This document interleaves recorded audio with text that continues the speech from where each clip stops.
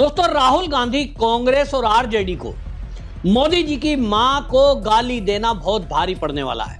बिहार के चुनाव में जो एक माहौल बन रहा था अभी तक कि सरकार किसकी बनेगी, अब यह क्लियर हो गया कि कम से कम आरजेडी की सरकार तो नहीं बनने जा रही है, कांग्रेस का सुपड़ा साफ होने जा रहा है और एक बार फिर से एनडीए गठबंधन की सरकार बनने जा रही है। यह आज की स्थिति है। और आपको यह बता दूं कि इस मुद्दे को लेकर पूरे देश के अंदर राहुल गांधी का विरोध हो रहा है, कांग्रेस का विरोध हो रहा है। वहीं दूसरी तरफ अब बिहार में जगह जगह कांग्रेसियों का विरोध हो रहा है। कांग्रेस के जो नेता गांव में संपर्क के लिए जा रहे हैं, उनको दौड़ाया जा रहा है। राहुल गांधी जहां रैली में जा रहे हैं, उनको काले झंडे दिखाई दे रहे हैं और हालात ये बन गए हैं कि इस समय पूरे बिहार का जो माहौल है वो इस समय कांग्रेस विरोधी हो गया है। और आपको यह बता दूं कि यह इतना भारी पड़ने वाला है, जिस तरह से यह कहा जाता है कि राहुल गांधी को अभी तक जेल में क्यों नहीं भेज रहे हैं, नेशनल हेराल्ड का मामला है। तो मजाक में बहुत लोग कहते हैं कि ये तो बीजेपी का स्टार कैंपेनर है, राहुल गांधी को अगर जेल में डाल दिया तो फिर बीजेपी वालों के पास मुद्दा क्या रहेगा। कुछ लोग अभी तक मजाक में इस बात को कहते थे, लेकिन अब यह मजाक सही साबित हो गया है। जिस तरह से राहुल गांधी की मौजूदगी में राहुल गांधी के मंच से कांग्रेस के ही कार्यकर्ता ने गाली दी मोदी के मां को, और उसके बाद का जो प्रकरण हुआ है, माफी मांगने के बजाय कांग्रेसियों ने, आप सोचिए इतना जिम्मेदार नेता है पवन खेड़ा, कांग्रेस का प्रवक्ता है, राहुल गांधी का राइट हैंड है, और वो डिफेंड कर रहा है। वो उस गालीबाज के माफी मांगने के बजाय उसके बदले वो ये कहने में लग गए ये तो बीजेपी का आदमी है। मध्य प्रदेश के एक रिजवी का फोटो ले आए, कहां से रिजवी नाम मिल गया और निकाल के ले आए सोशल मीडिया से और उसको पोस्ट करते हुए लिख दिया तो बीजेपी का आदमी है। मैंने कल भी बताया कि राहुल गांधी की स्टेज पर कौन व्यक्ति ऊपर चढ़ेगा, वो 10 या 15 नाम पार्टी तय करती है। कांग्रेस का राहुल गांधी का जो सेक्रेटरी है, राहुल गांधी का सेक्रेटरी और तेजस्वी यादव का सेक्रेटरी, वो दोनों लिख करके डीएम को नाम देते हैं, एसपी को नाम देते हैं। जहां मंच सजता है पुलिस की व्यवस्था में और केंद्रीय फोर्स से घिरा हुआ जो Y+ सुरक्षा मिली हुई है राहुल गांधी को, वो जो मिली हुई है वो केंद्रीय सुरक्षा बल है। वो उसी आदमी को स्टेज पर ऊपर चढ़ने देते हैं जिसका नाम इनके सचिव के द्वारा, प्रशासन के द्वारा तय होता है। डीएम कार्यालय से वो नाम सूचित होते हैं। जब वो टीम कंफर्म करती है, उस आदमी की आईडी चेक करती है, उसी आदमी को ऊपर स्टेज पर चढ़ने दिया जाता है जिसके पास वो आई कार्ड गले में लटका हो। कांग्रेसी ये भूल गए कि आप कहां हैं, आप क्या बातें कर रहे हैं। मान लीजिए मैंने कल भी कहा था गलती से कोई स्टेज पे चढ़ भी गया तो वो माइक लेकर भाषण दे देगा राहुल की मौजूदगी में। राहुल की मौजूदगी में, तेजस्वी की मौजूदगी में केवल वहां के जिला अध्यक्ष को भाषण देने की परमिशन है, लेकिन ये भूल गए और इसीलिए इनका भारी विरोध हो रहा है। पूरे बिहार के अंदर इनको दौड़ाया जा रहा है। राहुल गांधी याद रखेगा, राहुल गांधी ने देखिए जब नीच कहा गया था मणिशंकर अय्यर द्वारा, एक बार मौत का सौदागर सोनिया गांधी के द्वारा कहा गया मोदी को, और जितनी बार गाली दी गई उतनी बार भारतीय जनता पार्टी का ग्राफ बढ़ा। ये जो गलती है ये इसलिए भारी पड़ने वाली है कि बिहार में, आप समझिए, मैं बिहार के एक पत्रकार से बात कर रहा था, उसने कहा कि मोदी जी ने जो विकास किया है बिहार के अंदर, जो गरीबों को, किसानों को 2000 रुपए महीने मिल रहे हैं सम्मान निधि, और जो गरीबों को पिछले 5 साल से मुफ्त का राशन मिल रहा है, ये अमीर लोग इसको समझ नहीं सकते कि वो कितनी बड़ी मदद किसी गरीब के लिए है, और इसलिए मोदी को भगवान की श्रेणी में मानते हैं। और ऐसे व्यक्ति को बिहार की धरती पर उसकी मां को गाली देना, बात समझिए, ये कांग्रेस के सफाई के लिए काफी है। उन्होंने कहा कि देखिए, जो 90 के दशक में, सन 2000 के आसपास एक जंगल राज था बिहार के अंदर लालू के शासन में, आज की पीढ़ी में जो नया वोटर बना है उसको 20-30 साल हो गए, वो बात उसको याद नहीं है जंगल राज कैसा होगा। लेकिन आज जिस तरह का व्यवहार ये आरजेडी के लोग कर रहे हैं, सड़क पर नंगा नाच हो रहा है, दंगा फसाद कर रहे हैं और गाली गलौज कर रहे हैं, लोग कह रहे हैं जब अभी ये सत्ता में नहीं है तब ये हाल है, अगर सत्ता में आ गए तो ये क्या करेंगे। और इसलिए राहुल गांधी का विरोध सब जगह जहां हो रहा है, दूसरी तरफ आपको बता दूं कि इस मामले को लेकर अब बिहार के अंदर ये पूरी चर्चा है कि कांग्रेस का तो खाता भी नहीं खुलेगा। मैं पहले सोचता था 5-7 सीटें आ सकती हैं, लेकिन अब लग रहा है कि कांग्रेसियों को तो ये भारी पड़ने वाला है, क्योंकि राहुल गांधी ने माफी मांगने के बजाय एक्टिंग करना शुरू कर दिया। जो युवा मोर्चा के भारतीय जनता पार्टी के कार्यकर्ता विरोध कर रहे थे, उनको टॉफी दे रहे हैं। मतलब आप क्या दिखाना चाह रहे हो? चिढ़ा रहे हो उनको?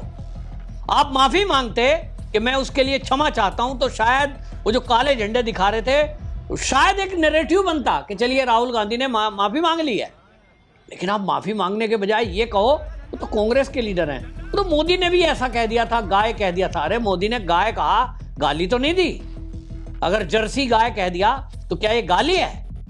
गाय तो हमारे यहां माता ही है। मोदी जी इनडायरेक्टली गौ माता कह रहे हैं, लेकिन इन कांग्रेसियों को पता नहीं है। अभी आपको बता दूं, इस मामले को लेकर भारतीय जनता पार्टी के विधायक हैं, दिल्ली के बहुत तेज तर्रार और मेहनती एक विधायक हैं, रविंदर नेगी, पटपड़गंज से हैं, और व्यक्तिगत रूप से भी जानता हूं उनको। आप देखिए, हमेशा फील्ड में दिखाई देते हैं। बारिश का मौसम आ रहा है तो वो सड़कों पे रात को 12-12 बजे 2-2 बजे तक घूम रहे हैं, जनता की सेवा में रहते हैं। उनसे ये सहन नहीं हुआ।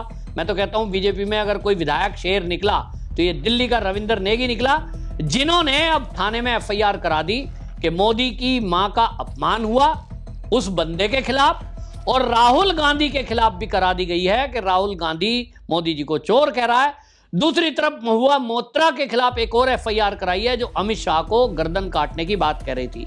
भारतीय जनता पार्टी में मैं खुलकर कह रहा हूं, किसी को बुरा लगे अच्छा लगे, मेरे हिसाब से अगर कोई मोदी जी से सच्चा प्यार करता है, अमित शाह से सच्चा प्यार करता है, वो है रविंदर सिंह नेगी। बाकी सब दिखावा है। इतने सारे मुख्यमंत्री हैं पूरे देश के अंदर, इतने सारे एमएलए, इतने सारे सांसद, सब कहेंगे मोदी जिंदाबाद, अमित शाह जिंदाबाद, सामने आएंगे तो पैर छुएंगे।